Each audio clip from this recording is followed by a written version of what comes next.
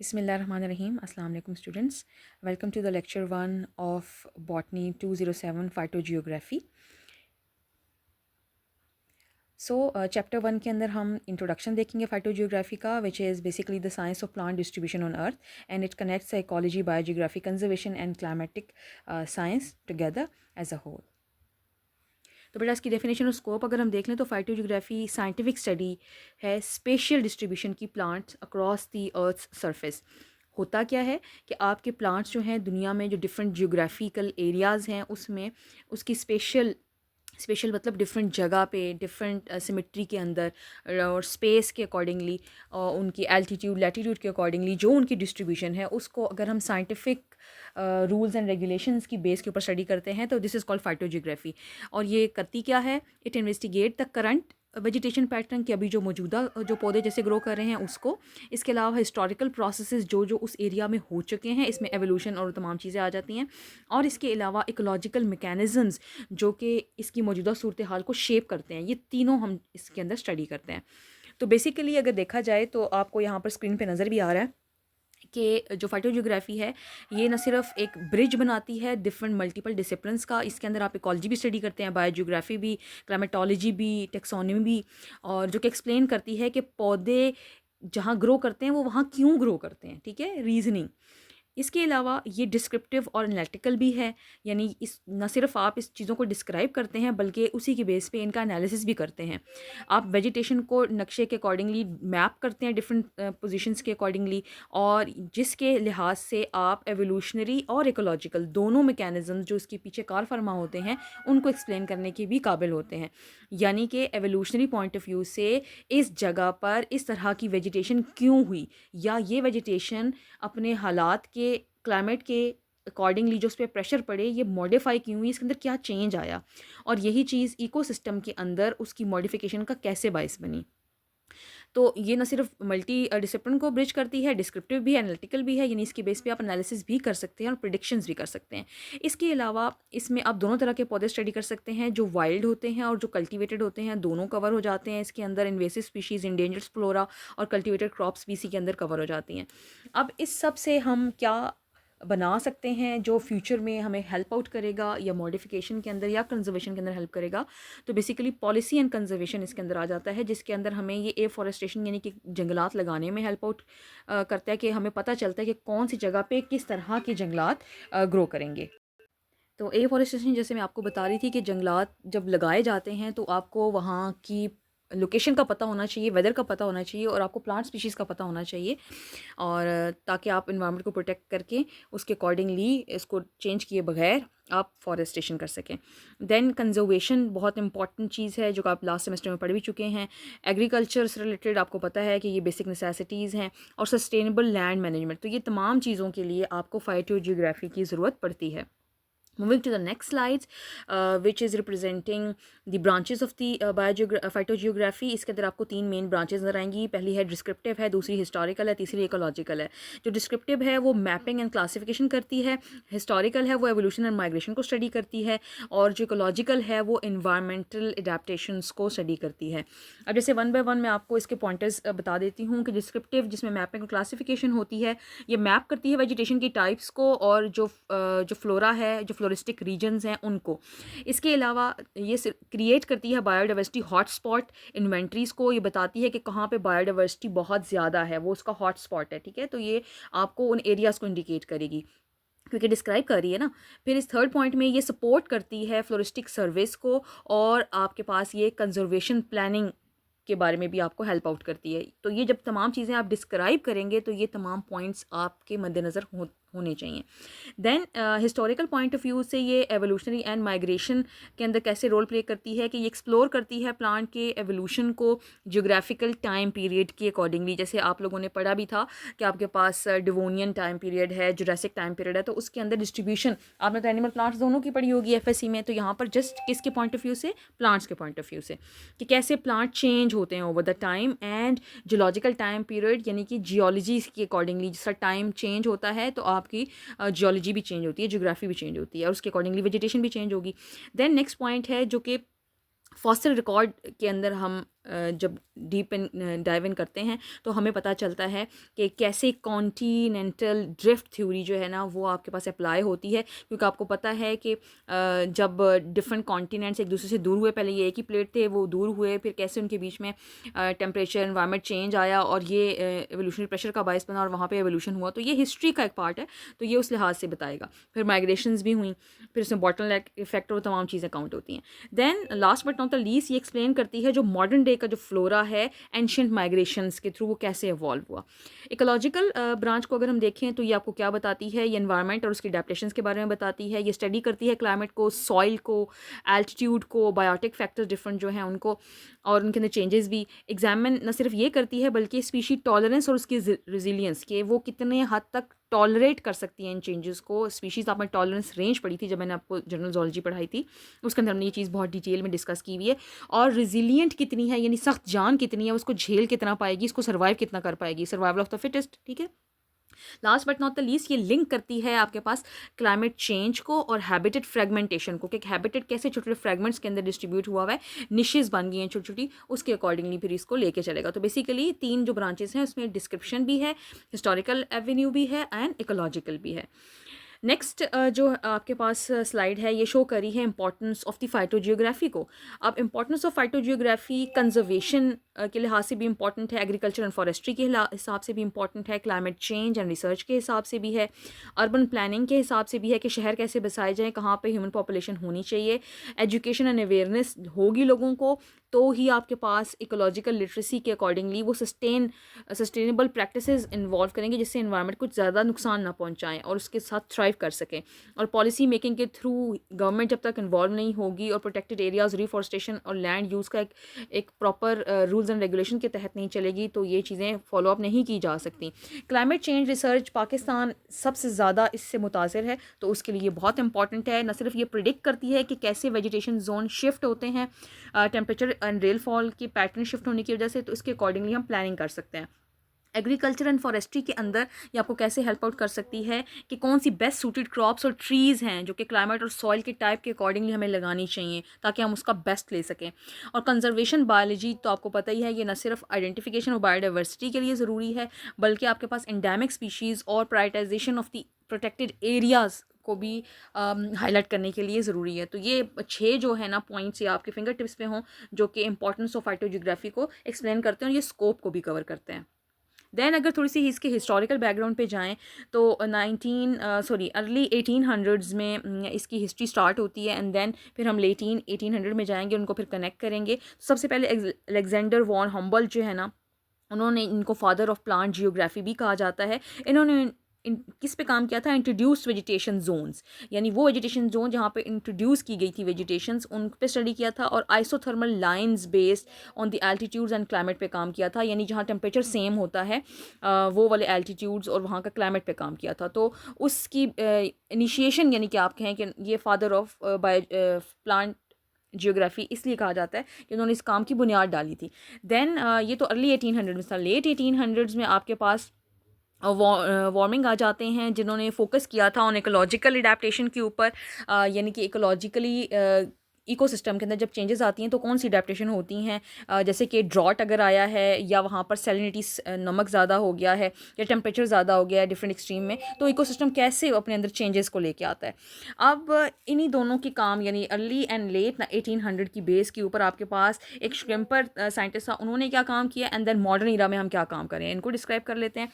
तो जो आपके पास श्रिम्पर था उन्होंने क्या किया था कि क्लासीफाई किया है उन्होंने प्लांट फॉर्मेशंस को, लाइक जो अभी आप पढ़ते भी हैं और पढ़ेंगे भी आगे, रेन फॉरेस्ट, सवाना, टुंड्रा, इसकी बेस के ऊपर, ठीक है, कि ये पूरी एक उनके वेदर और उनकी जियोग्राफी के अकॉर्डिंगली एक टाइप की वेजिटेशन है ना, तो इसको हम क्या कह देते हैं कि ये प्लांट फॉर्मेशंस है based on the environmental condition. ये हम पहले ही डिस्कस कर चुके हैं और ये तकरीबन मिड 1800 में ये काम हुआ है। देन जो भी मॉडर्न ईरा है 20th सेंचुरी, इसके अंदर आपके पास अब चूँकि टेक्नोलॉजी ने तरक्की की है तो इसके अंदर आप बहुत सारी चीज़ें और भी ऐड कर रहे हैं, जैसे कि सेटेलाइट इमेजरी आप ऐड कर रहे हैं, GIS मैपिंग आप कर रहे हैं, ठीक है, एंड देन आपके पास मॉलिक्यूलर बायोलॉजी आ जाती है, enabled global scale vegetation analysis. तो ये तमाम टेक्नोलॉजी को यूटिलाइज़ करते हुए जब आप इसको स्टडी करते हैं तो वो मॉडर्न ईरा के अंदर आ जाती है। अच्छा बेटा, यहाँ पर एक टर्मिनोलॉजी यूज़ हुई है जीआईएस मैपिंग। आपने जीपीएस मैपिंग तो सुना होगा, ग्लोबल पोजीशनिंग सिस्टम। तो जीआईएस आपके पास है ज्योग्राफिक इंफॉर्मेशन सिस्टम, यानी कि जोग्राफियाई लिहाज से आप जब मैपिंग को देख रहे होते हैं तो वो जो ग्लोबल पोजीशनिंग क्या होता है कि आपकी लोकेशन के हिसाब से। तो ये तो आपके पास हिस्टोरिकल डेवलपमेंट आ गई है। अब अगर हम मोटे मोटे रीजन्स को अगर डिस्कस करना चाहें, जो मेन मेन हाइलाइट्स हैं, तो फाइटोजियोग्राफिकल रीजन जो दुनिया में पाए जाते हैं, जो बड़े अगर बड़े लेवल पे क्लासिफिकेशन की जाए, इसके आगे से सब क्लासिफिकेशंस भी होती हैं, लेकिन जो मेन है दैट इज़ ट्रॉपिकल जोन, जो कि हॉट, गर्म और ह्यूमिड आपके पास मॉइस्ट होता है। देन आपके पास टेम्परेट जोन जिसमें 4 सीज़न होते हैं जैसे कि हमारा एरिया। देन आपके पास बोरियल जो है जोन, उसमें कोल्ड एंड ड्राई कंडीशंस होती हैं, जबकि पोलर या टुंड्रा जोन जो है उसके अंदर फ्रीजिंग कंडीशंस होती हैं। अब इसके अंदर आप देखें कौन कौन सी चीज़ें आती हैं, जैसे कि ट्रॉपिकल जोन है, उसके अंदर आपके पास dense rain forest Amazon Congo के आ जाते हैं। मल्टीलेयर्ड कैनोपीज़ का आपको पता होगा, सक्सेशन में आपने देखा होगा, हायर लेवल के ट्रीज़ और फिर लोअर लेवल के, तो वो एक लेवल्स, एक वो लेयर्स बना देते हैं, इसको हम कैनोपीज़ बोलते हैं। तो मल्टी लेयर कैनोपीज़ आती हैं। एपीफाइट जो दूसरे पौधों के ऊपर जिंदा रहते हैं।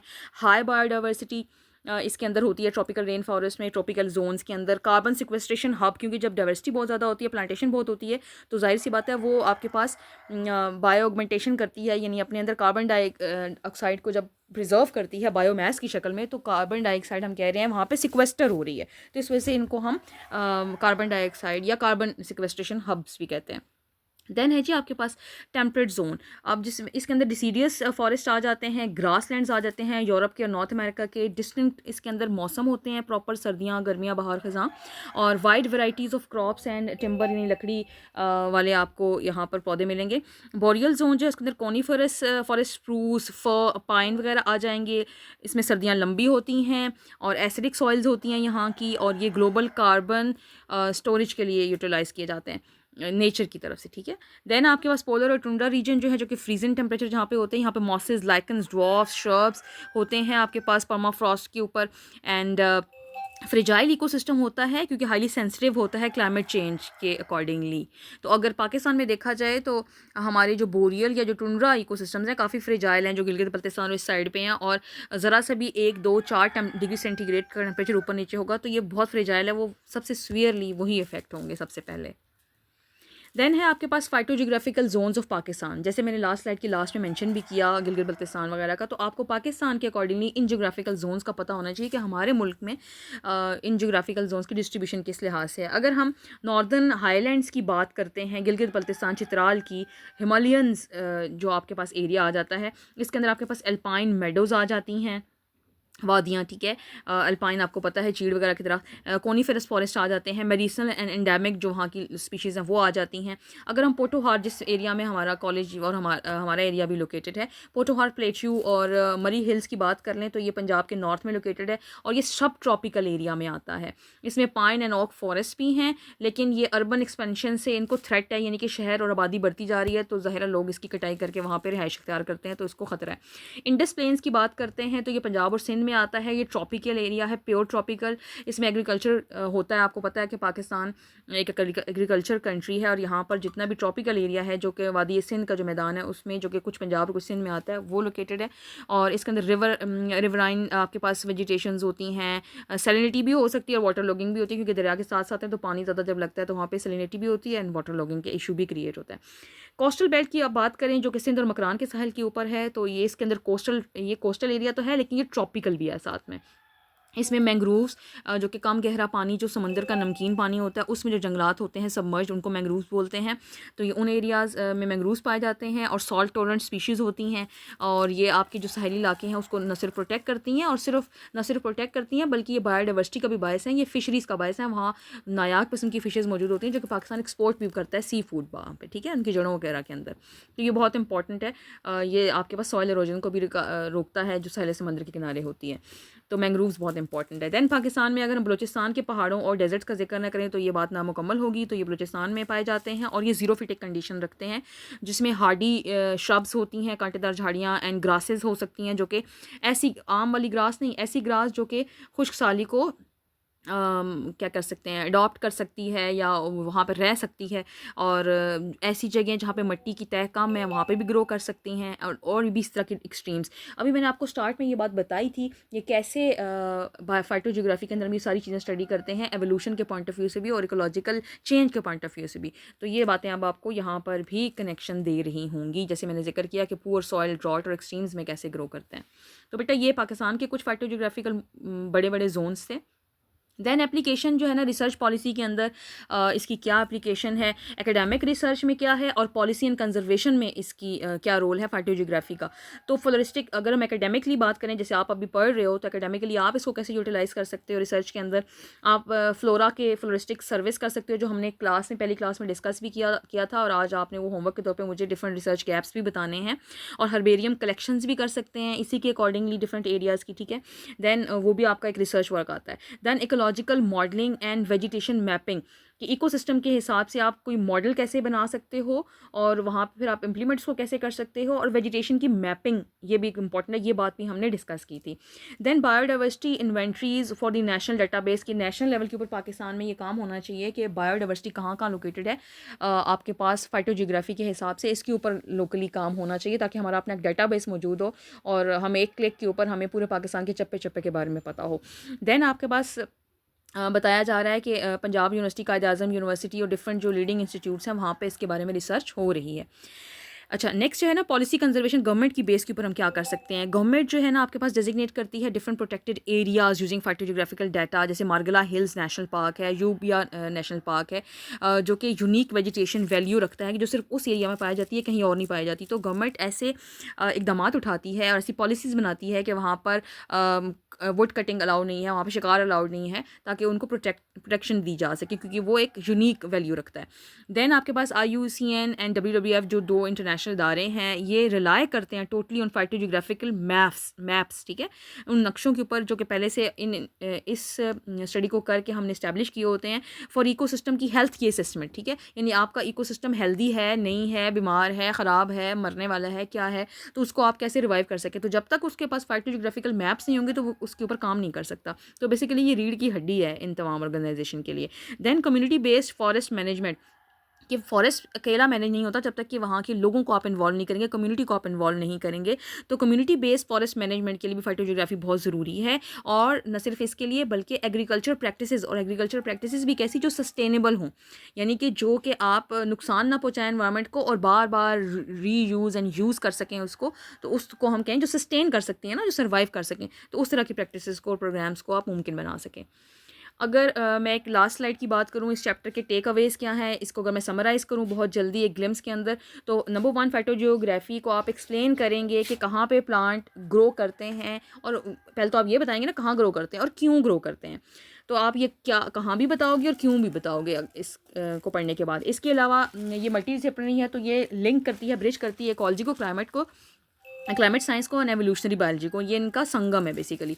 सेकंड पॉइंट में आप बता सकते हैं कि इसकी 3 मेन ब्रांचेस हैं। डिस्क्रिप्टिव मैपिंग की जाती है, जिसमें हिस्टोरिकल, जिसमें एवोल्यूशन और माइग्रेशन बताई जाती है। इकोलॉजिकल, जिसमें आपके पास एनवायरमेंटल अडेप्टेशन के बारे में बताया जाता है। थर्ड पॉइंट आपको ये बताता है कि हम्बर्ट, स्किमर एंड वार्मिंग जो है ना, उन्होंने इसकी बुनियाद रखी थी। ये 3 साइंटिस्ट आपको आने चाहिए। और जो मॉडर्न टूल्स यूज़ किए जाते हैं, ये भी पूछा जा सकता है कौन से मॉडर्न टूल्स यूज़ करके आप फाइटोजियोग्राफी को इस सदी में स्टडी कर रहे हैं। तो आप बताओगे geographical information system, GIS, satellites, DNA वगैरह, इसमें मॉलिक्यूल एनालिसिस सारा आ जाता है। ये एक्सपैंड करता है ग्लोबली इस फील्ड को। फोर्थ पॉइंट में आपने डिफरेंट वर्ल्ड के अंदर जो डिफरेंट एरियाज़ हैं, जोन्स हैं फाइटोजियोग्राफिकल, जिसमें tropical, temperate, boreal and polar आता है, उसके बारे में पढ़ा। और न सिर्फ पढ़ा बल्कि उसके डिस्टेंट फ्लोरा के बारे में भी पढ़ा।